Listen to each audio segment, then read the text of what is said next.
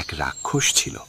দীর্ঘ তপস্যা সাধনার মাধ্যমে সে অসাধারণ শক্তি ও বহু সিদ্ধি লাভ করেছিল। সেই রাক্ষসের 2টি ছোট পুত্র সন্তান ছিল। সন্তান দুটিকে সে ভীষণ ভালোবাসত। 2 ভাই প্রায়ই এই জঙ্গলে নানা ছদ্মবেশ ধরে খেলাধুলা করত। কখনো হরিণ, কখনো খরগোশ, আবার কখনো অন্য কোনো বনের প্রাণীর রূপ নিত তারা। কিন্তু সেদিন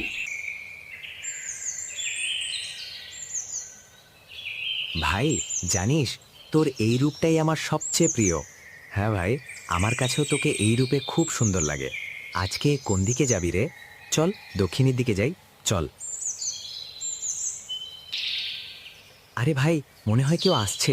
ঘোড়ার খুরের আওয়াজ পাচ্ছি। সর্বনাশ, শুনেছি এই এলাকার রাজা প্রায়ই শিকারে আসেন। উনিই নন তো? বুঝতে পারছি না। চল ওইদিকে পালাই। হ্যাঁ, তাড়াতাড়ি চল। ওই 2 ভাইয়ের সুন্দর হরিণ রূপ দেখে মহারাজের চোখের লোভ চকচক করে ওঠে।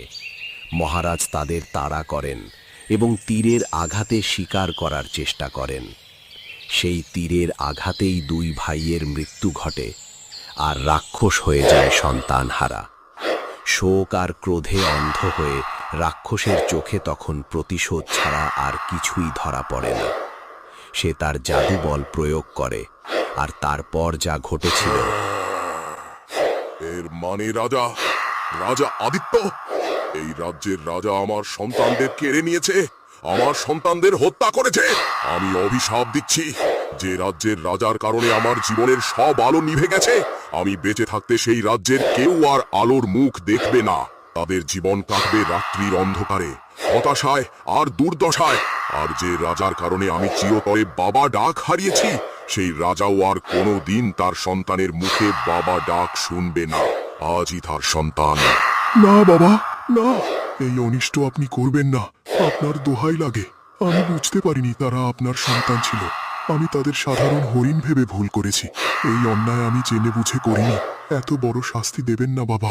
আমার অপরাধ ক্ষমা করুন। আমি যা একবার বলেছি তা আর ফিরিয়ে নেব না।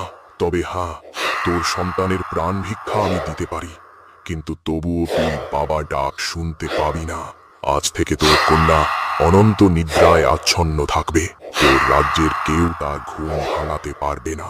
অন্য কোনো রাজ্যের কেউ যদি তাকে জাগানোর চেষ্টা করে, তবে তোর কন্যা ভয়ঙ্কর রাক্ষসীর রূপ ধারণ করবে আর তাকে গ্রাস করবে। তারপর আবার গভীর নিদ্রায় তলিয়ে যাবে। দয়া করুন বাবা, আমার কন্যা নিষ্পাপ, তার কোনো দোষ নেই।